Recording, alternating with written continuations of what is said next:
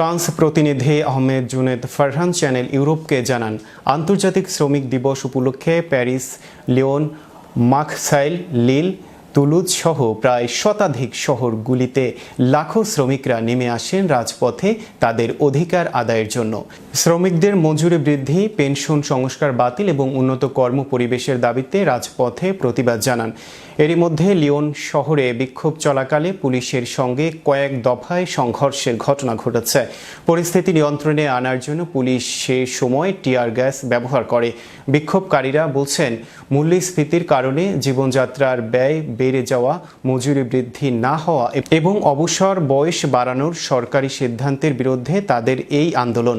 পাশাপাশি শ্রমিক অধিকার ও চাকরি নিরাপত্তা নিয়েও ক্ষোভ প্রকাশ করা হয়। প্রতি বছরের মতো এবারও মে দিবসের কর্মসূচি ফ্রান্সে শ্রমিকদের দাবি দেওয়া ও সরকার বিরোধী অসন্তোষের একটি বড় মঞ্চ হয়ে উঠেছে। কোথাও শান্তিপূর্ণভাবে কর্মসূচি শেষ হলেও কয়েকটি শহরে তা সংঘর্ষে রূপ নেয়। ফ্রান্সে অবৈধ অভিবাসীদের বৈধকরণের জন্য দাবি জানান শ্রমিকরা। ফ্রান্সে প্রায় 7 লাখেরও বেশি অবৈধ প্রবাসীরা বসবাস করছেন।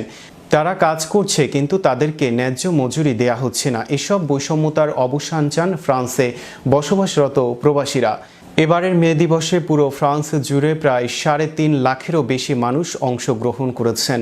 এছাড়াও বিভিন্ন সামাজিক সংগঠন ও শিক্ষার্থীদের অংশগ্রহণ ছিল সরব। যে কোনো অপ্রীতিকর পরিস্থিতি মোকাবেলায় প্রায় 1.5 লাখেরও বেশি আইনশৃঙ্খলা বাহিনী নিয়োজিত ছিল। রাজধানী প্যারিসের প্লাস দ্য লা রিপাবলিক ও প্লাস দ্য লা নেশনে জড়ো হয়েছেন হাজারো শ্রমিকরা।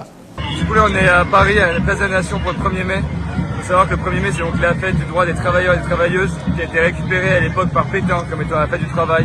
Donc c'est une journée qui a beaucoup d'enjeux. On est là pour défendre les droits des travailleuses et des travailleurs. C'est une journée de grève qui s'est un petit peu social-démocratisée. নিপীড়িত ও নিষ্পেষিত শ্রমিকদের অধিকার আদায়ের লক্ষ্যে ফ্রান্সের রাজপথে নেমে এসেছে লাখো জনতা। সরকার শ্রমিকদের অধিকার বাস্তবায়ন করবে, এটা তাদের প্রত্যাশা।